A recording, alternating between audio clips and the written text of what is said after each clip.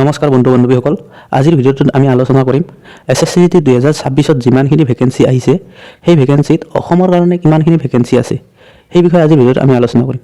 তো চাবা, বহুতে কমেণ্ট কৰি আছে, মানে বহুতে মোক কৈ আছে দাদা এইবাৰ কম্পিটিশ্যন বেছি হ'ব নেকি, কাৰণ এইবাৰ পোষ্ট কম আছে, কিবা আছে, এনেকৈ মানে কমেণ্ট কৰি আছে।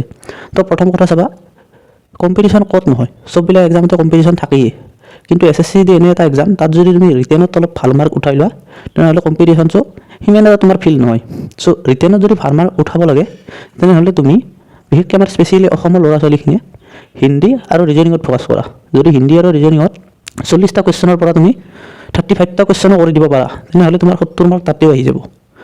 আৰু বাকী জিকে 2-এটা কৰি দিয়া আৰু গণিত 10টা কৰি দিয়া বা নহ'লে 7টা কৰি দিয়া, তোমাৰ হৈ যাব। মোৰ মতেতো 80ৰ পৰা 75ৰ পৰা 80 মাৰ্ক আনিলে তোমাৰ চিলেকশ্যন হ'বই এইবাৰ।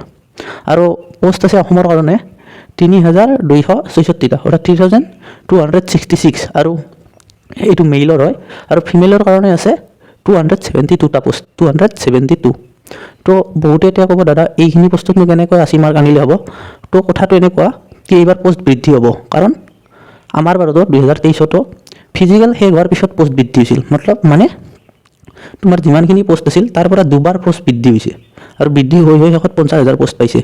আৰু আনকি যোৱা বছৰো পোষ্ট ফিজিকেলৰ পিছত বৃদ্ধি হৈছে, মানে ফিজিকেল শেষ হৈছে তাৰে পিছত পোষ্ট বাঢ়ি গৈছে।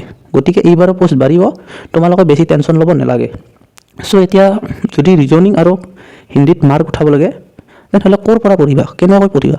কালি মই এটা ভিডিঅ' দিছোঁ, ফ্ৰীতে মক টেষ্ট কেনেকৈ দিবা।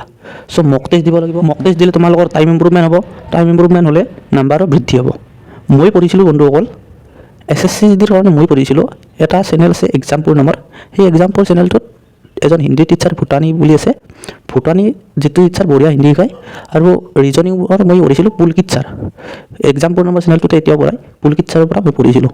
আৰু গণিত পঢ়িছিলোঁ মই অভিনন্দন ছাৰৰ পৰা, অভিনন্দন ছাৰ এতিয়া তোমাৰ তেওঁ টেক্সট বুকত পঢ়ায়, ইয়াৰ আগতে আড্ডাত পঢ়াইছিল।